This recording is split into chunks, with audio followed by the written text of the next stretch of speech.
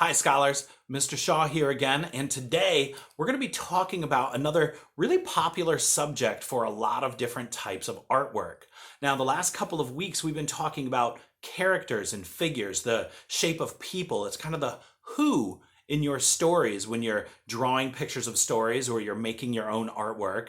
And we've definitely talked about settings before, but today we're going to add another element to that. And it's something that human beings have been drawing for tens of thousands of years. In fact, if you look here above me and to my side, we can see some of the oldest artwork that humans have ever created.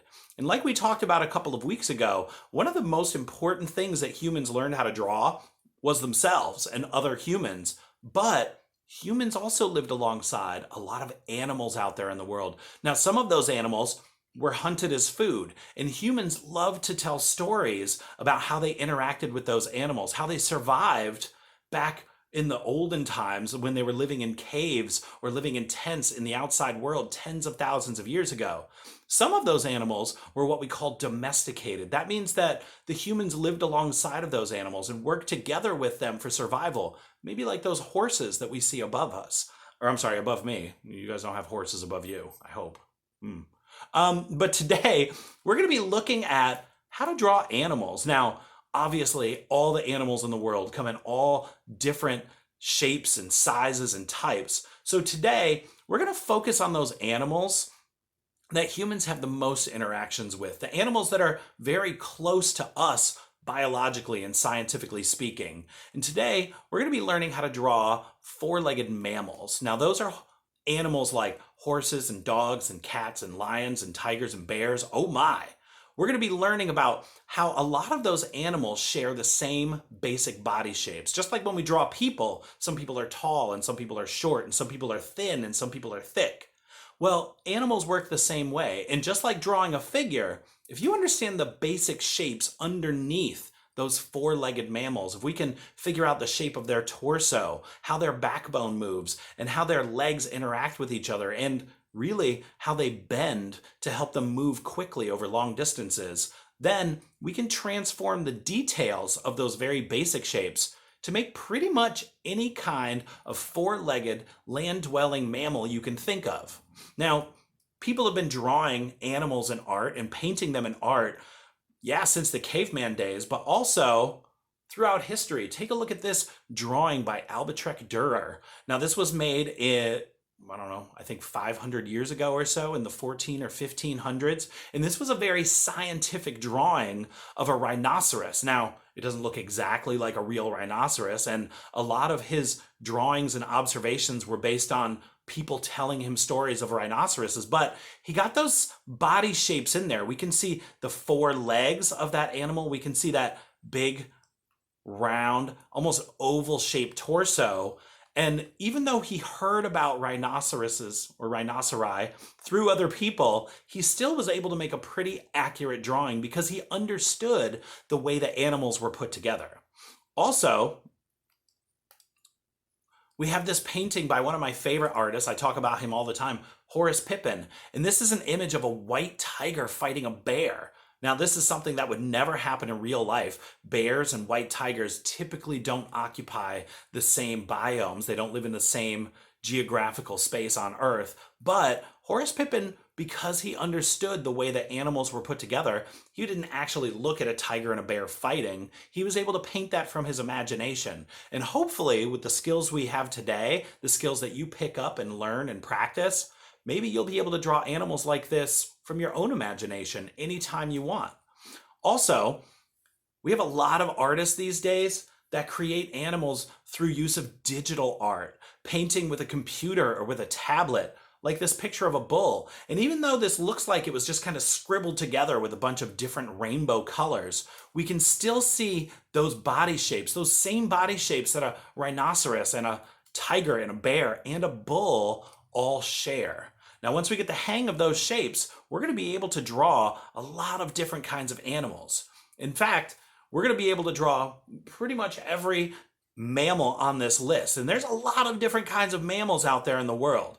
Now, the definition of a mammal is technically an animal that gives live birth and then provides milk for the babies. So really, you see down here Walruses and whales are also types of mammals, but they don't share the same body shapes that, say, an aardvark or a zebra or an elephant does. They don't have feet, they don't have four legs, they don't live on the land primarily. So we're going to skip the creatures that live in the water. We're also going to skip our flying mammal friends, the bat family, because they don't share a lot of the same body shapes that all of these other creatures do. They don't have those four legs and that torso shape and then a neck and a head. They actually have a set of wings. So that's a completely different type of drawing. They're actually a lot more similar to birds, which I'm sure you could imagine.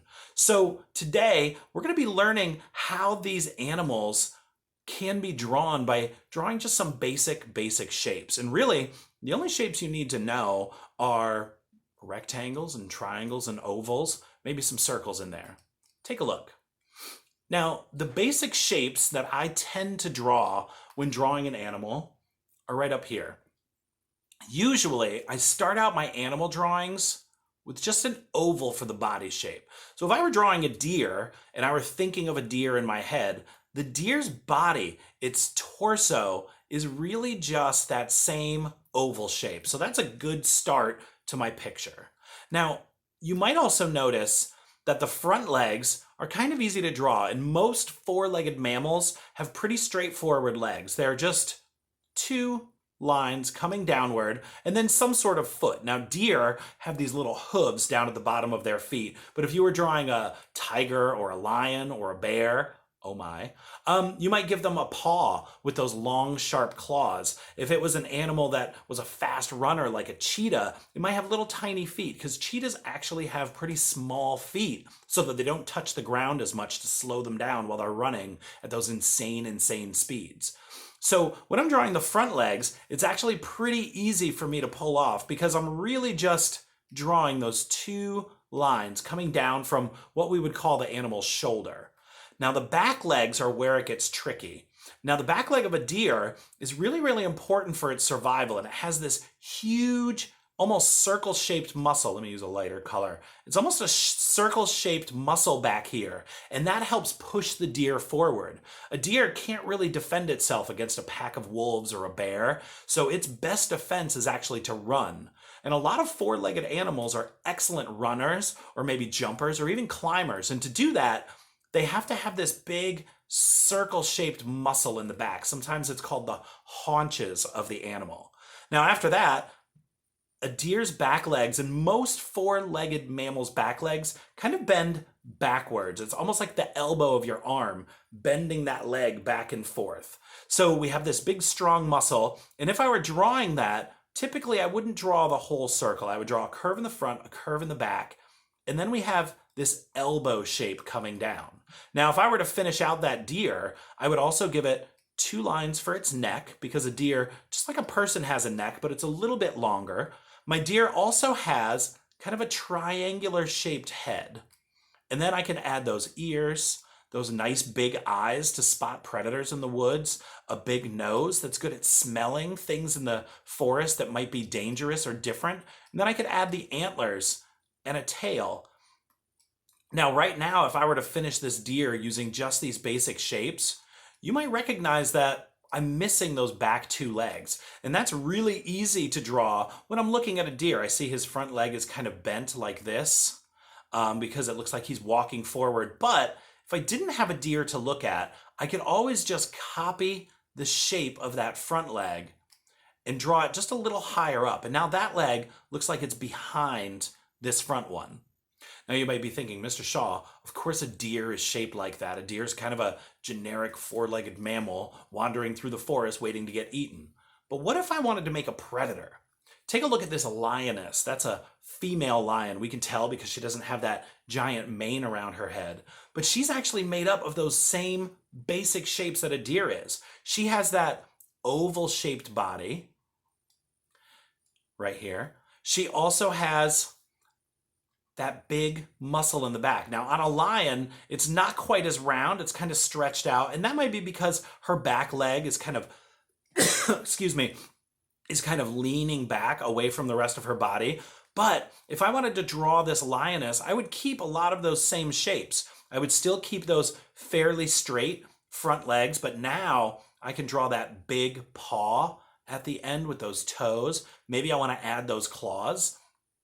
Then I have the shape of her torso, which is pretty similar to the deer's. It's just a big oval. And then I still have that big back leg muscle, those haunches. But at the bottom of that at the bottom of that foot, again, I want to draw those claws. Now, a lioness does have a longer tail with a black tuft at the end. And then I could just repeat those shapes, maybe put a little shadow in there to make it look like her back legs are also in my drawing. And now I have that four-legged lioness shape. Her neck is a little shorter than the deer's neck, but she still has kind of a rectangle, maybe a not quite so pointy triangle shaped head. So I'm going to draw the shape of her head kind of like this. And then I can still give her a nose and some eyes and some ears. Oh my gosh. I got a low battery warning. Sorry about that. Uh-oh. And I'm not sure why my lines are still drawing. Let's get rid of that. I apologize, a little technical difficulty there. So my lioness has some ears here. Ooh, not quite that big. Now, once I know how to draw this basic shape, this nice lioness shape, I could turn her into a male lion by adding that mane all around her head, or she could be a tiger, a tigress, which is another way to say a female tiger, by giving her some stripes. And this works for pretty much any animal you can imagine, even an animal like this one. Whoa. Take a look at this elephant. Now, believe it or not, an elephant actually follows a lot of those same rules that our deer and our lioness had. That elephant still has basically an oval shape for the body. It's just a lot bigger and a lot thicker. Along with that bigger and thicker body comes thicker legs. We can still see those front legs are pretty straight, kind of rectangular in shape, and that back leg, an elephant doesn't have to run terribly often, so those muscles in the back, those haunches, aren't as big as, say, a deer or a lioness or maybe even a cheetah would have, but it still bends back a little bit and then comes down to the foot, the same way that all of our other animals did. So if I wanted to transform these basic shapes into an elephant, I could still do that. I'm not going to have a long neck, and the head is a much rounder, square-like shape. So I'm actually going to start with that because that's a much, much different shape. And then I'm going to make that body a bit bigger. I'm going to make those legs not quite get skinnier at the bottom. I'm going to keep them nice and thick. Same with that back leg and the haunches. Not as much of a bend in that elbow shape. I'm going to give it a nice big tummy because elephants eat hundreds of pounds of food every day. I'll give them a little tail, or her a little tail, some toes. Again, I'll copy the shape of that back leg here in the front and in the back. And then I can add those big elephant ears, those details that makes it look more like an elephant. I could make it a male elephant and give it some tusks. I can bend that trunk around. And even though I didn't have the arc in the back, that curve in the back that a deer or a lion had, because that helps it run faster, an elephant is a lot bigger and a lot more solid. But if I take away that outline, you can see that's a pretty accurate depiction of an elephant because I just followed those really, really simple shapes. And I know that everyone in this room can draw ovals and circles and squares. It's just a matter of figuring out how those details are different. An elephant had those same shapes, but bigger ears and a trunk and little tiny eyes and thick legs. But a lioness followed those shapes pretty closely and was only different in her paws, giving her those nice long claws for hunting, because in a lion community, the females actually do most of the hunting. So when you're drawing your animals today, you're actually going to get a sheet over here that looks like this. Now that sheet is going to have two kind of starter animals for you to help you get started. Now make sure the first thing that you do on your paper is to write your name. Oh my gosh, please write your name. And also write your class. Now, I'm not going to be collecting these. You guys can keep them. You can take them home, put them in your take-home folders or your little drawer. Maybe you want to work on this later. But I did give you a couple of animals to start with. And when you do get started, if you'd like to kind of take it easy first, maybe draw a lioness or a deer or an elephant, one of those animals we already looked at, you absolutely can.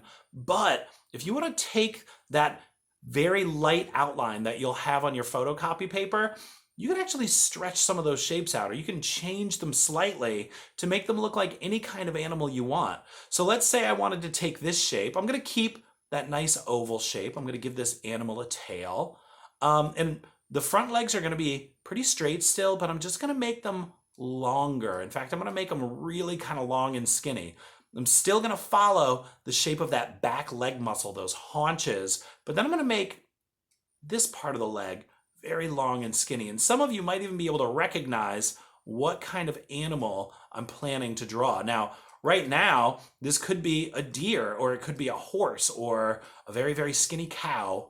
But what I'm going to do is I'm going to stretch the neck way up here and give it that small triangular head and a couple of horns and a couple of ears. And then I could decorate this animal with a pattern of squares.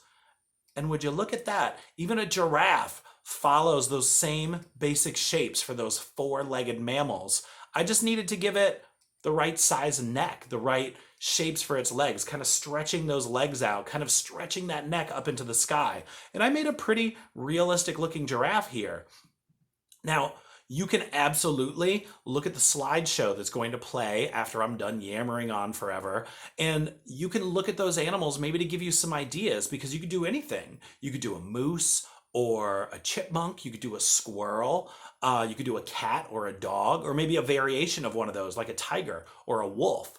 Or if you're feeling really, really creative, either on the models that I've provided, or when you start to draw those shapes on your own. If I wanted to draw that oval shape and maybe give this some legs, but maybe this animal has very large, maybe almost frog-like feet. Now, even though a frog's not a mammal, I could still use some of those shapes to draw a creature. And maybe this is a creature from my imagination. Maybe I give it some horns on its head. Maybe it's got weird little closed eyes and sharp teeth because it's some sort of predator.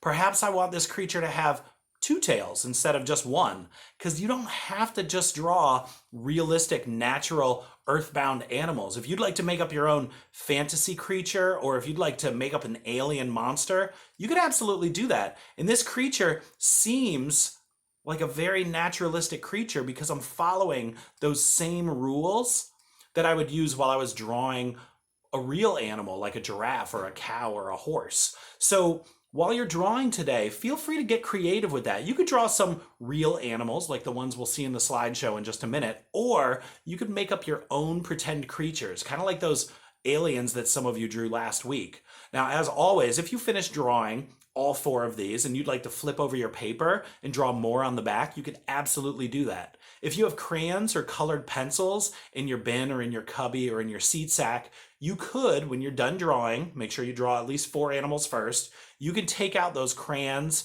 or colored pencils to color your picture. I don't recommend using a marker because markers can sometimes soak through the paper and make a mess on your page, and we don't want that to happen. But you can absolutely color these animals any color you want. So if I wanted my little space monster here to be bright yellow, I could absolutely do that. But remember, animals also have textures. Sometimes they have patterns like stripes or spots.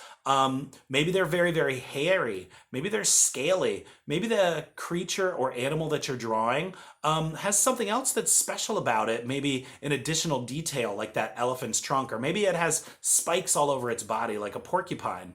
You can absolutely decorate your animals in any fashion that you want. Maybe this guy has some green stripes like some sort of outer space tiger.